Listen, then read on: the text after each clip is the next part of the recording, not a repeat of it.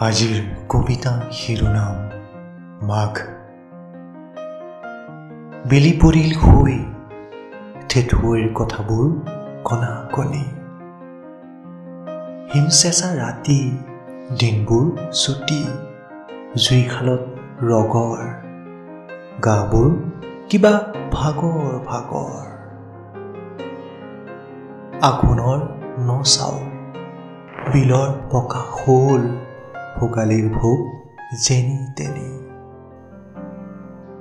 ঘৰে প্ৰতি পিঠা লাৰু, ভাল পাওঁ বুলিয়েই কিমান আৰু খাবি।